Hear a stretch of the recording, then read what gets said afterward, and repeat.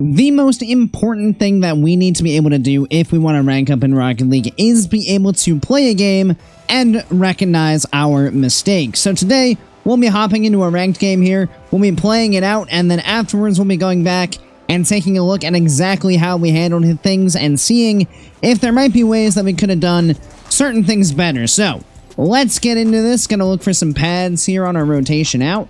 Teammate, can you cut? Thank you. I'm gonna go grab some boosts here now. Teammate passes me the ball. Shot on target. Beautiful stuff. Good start, teammate. Not enough to really make a play here, but we will be able to jump on forward and get a block. I'm going to try to nudge this guy off the ball. Him and I are actually going to hold hands down the field. Teammate, are you going to be okay back there? Yes? Wow. Okay, no, fair enough. Well done, teammate. This is fine. You're going to the mid. No problem. Get off the ball. Thank you. Teammate down the field. Do you got this? It's going for the bump. Close. Good try. This mid boost should be spawning for us, and it is. Probably didn't need to go get it. Yep. Didn't need the boost. Didn't need the boost at all. That's unfortunate. That is unnecessary. Could have just gone and challenged the ball. Bad on me. Probably a little close here. Need to reset ourselves. That's fine. Nobody's going to be able to shoot off of that. Got a little bit awkward there at the near post. Teammate, I got you. Don't worry. Oh, worry. Bad touch. This is fine. Play that to the side. Teammate should have this ball for free. There he goes. Lovely stuff. Down the field. That guy's getting boost. Teammate, can you pass? Oh, wanted to go back post and not shoot that well enough. Teammate is going to be here. Oh, never mind. It's fine. He should be able to get back for us, and he can. Watch the turn. Teammate is battling for it. Little zap dash. He's going for it. I'm going to leave this mid boost for his rotation. I don't love this. Okay, we do get a block. A little bit hesitant there on that jump. Let's take some pads. Teammate can turn first for us. That guy does not have a flip. Teammate just shoots. Teammate just scores. All right, well, you know, he just recognized that the guy's flip timed out, and, yeah.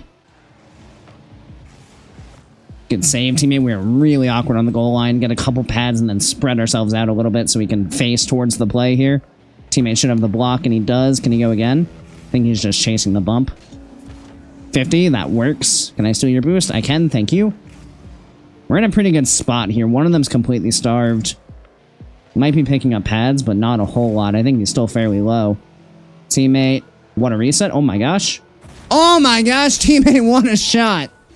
Can I flick this out to the side? I am so starved.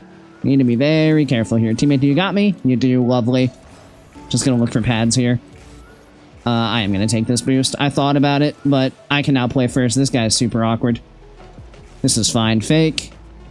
Just gonna stay in front of this. Get the block. No problem. Just delay more time off the clock here.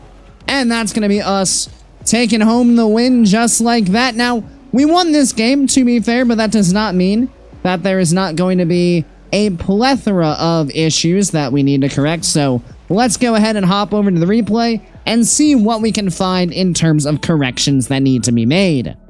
So let's get on into this replay and see where exactly we might be having some problems. We're really going to be eyeing up the decision making and what kind of touches we go for here. Then looking for some pads here. This is all fine as well. Teammate cuts. This is going to be the first of two boost grabs that I think is a little aggressive. Of course, it is going to lead to an immediate goal, but we really don't need to be flipping all the way over to the mid boost. We could just as easily just drive up these pads here. And what something like this will do is it'll put us in relatively the same spot, but it will also allow us to keep our wheels on the ground this entire time.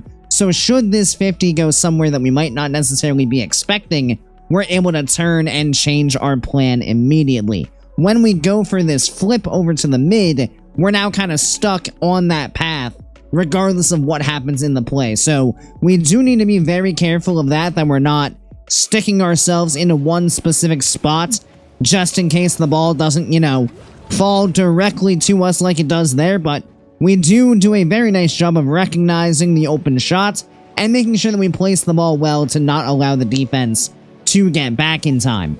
I'm glad we do leave that boost though. Teammate does jump. We do make that recognition, so we're able to get the easy save.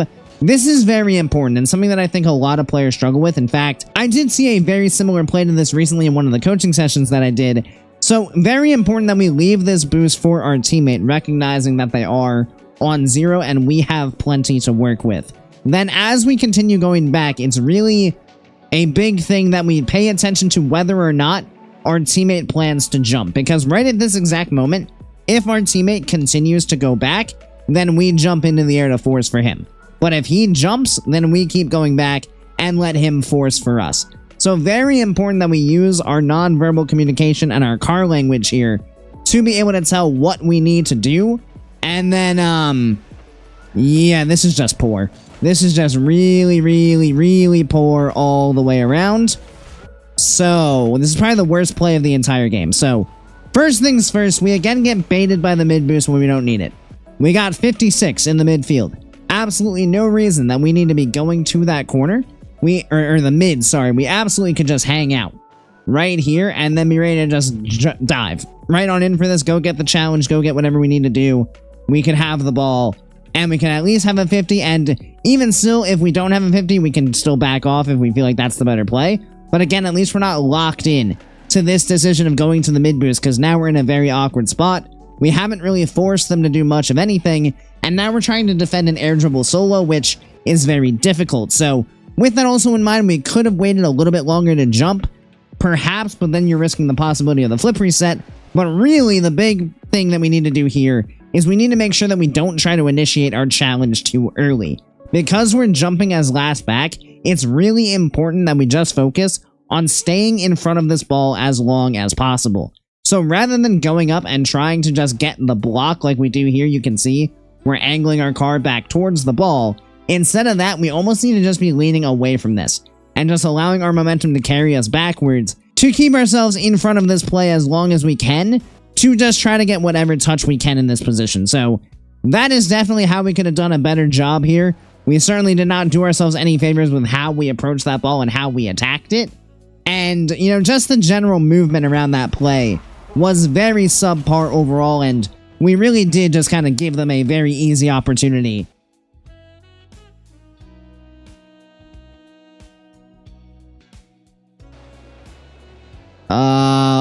We're playing too close to the front post here.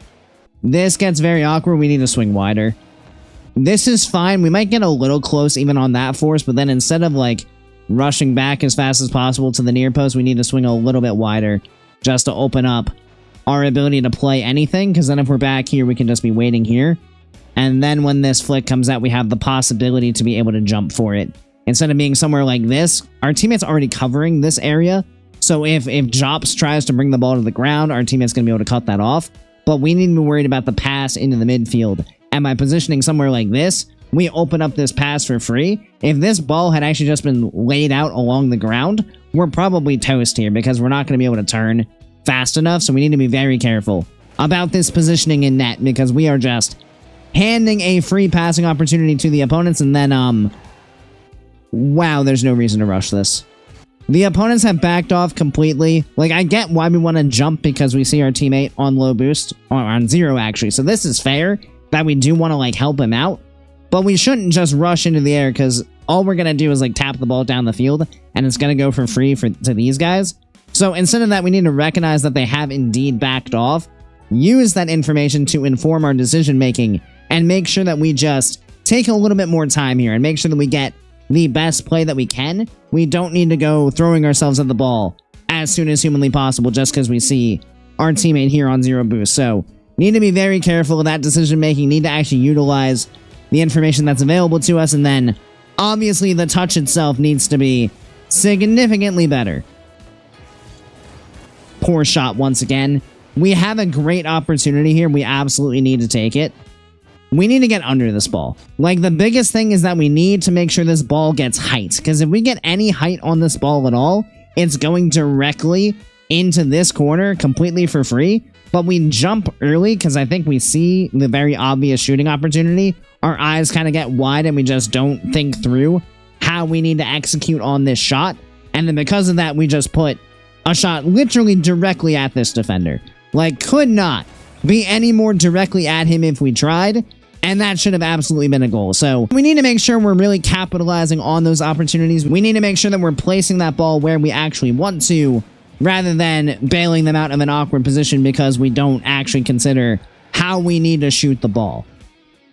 I think I should fake this. I think I should recognize that I'm not going to get anything good out of this except for a 50. I should absolutely just force him to make this touch, go take his boost, and go back. And now we play with the boost advantage. He is going to be stuck on 0, and we're going to be in a very good spot. But instead, we kind of try to force the 50 that's not really there. And again, we have both myself and my teammate upfield on fairly low boost. Luckily, we are able to get this one, and teammate is able to cut across to make things a bit awkward. But we would have been in a better spot if I had just faked off that ball and let him basically hit it right back to me. Awkward situation there. We do get a little pop, which is fine, buys us time, and then teammate's able to make this save. This just gets really awkward, this entire defensive sequence, because I have the clear here, but teammate just kind of cuts in, which makes things awkward. After this pop, I think we need to be a little bit more, you know, active in terms of what we're doing. Perhaps just turning and jumping and doing something here as opposed to just waiting. Maybe even going up the backboard to ensure that we have all of our angles covered. That way teammate can cover low. In fact, that's probably the best play because we can recognize the teammate is on low boost going to our right, or to our left rather. So if we just drive up the wall here, we're going to have at least all areas of the net covered. Teammate with the low, us with the high.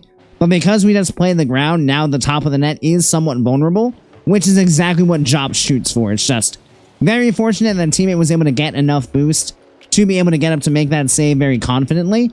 But certainly some awkward moments there. Checking behind us to see if we're getting bumped. Jumping early then, just staying behind it. Allowing ourselves to get that block. Gonna be another awkward defensive sequence here, but teammate does get the save. This is panic. This is 100% a panic touch. We need to be aware of the situation. Bleak is not on this ball. We have time. He's not here yet. We don't need to try to just hit the ball away because when we do this on low boost, like we're doing here, the ball is just going to roll for free and will be very easy for him to turn on.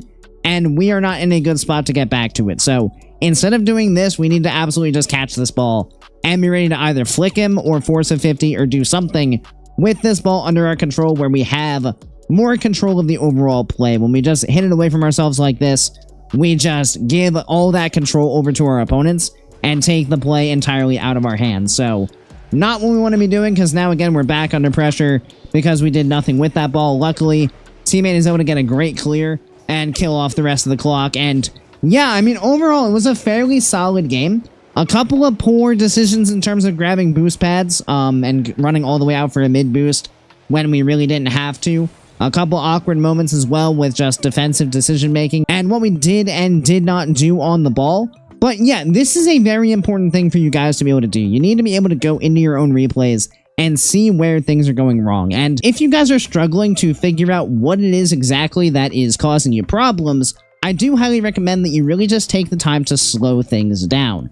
Pause the replay whenever you're about to make any kind of big decision about somewhere to go on the field or something to do on the ball, and really look at the overall situation on the field and see, based on where all the other players are, how much boost they have and things like that, if there might be a better decision you can make in whatever position you find yourself in. And if you're really struggling to figure out what you can do better, you can always feel free to check out my Discord, which will be linked down in the description, as I do offer free coaching through there, and I would be happy to help you guys out in any way I can. Of course, thank you everybody so much for watching. I really do appreciate each and every one of you who made it to this point in the video, and I do hope you enjoyed it and found it helpful.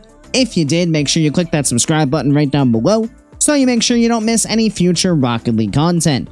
Additionally, once again, if you're interested in some one-on-one coaching of your own, or perhaps you just like to be a bit more involved in the community we're building here, do feel free to check out my Discord, which is again linked down in the description. And as always, I hope you guys have a great rest of your day, and I'll see you next time. See you later, guys.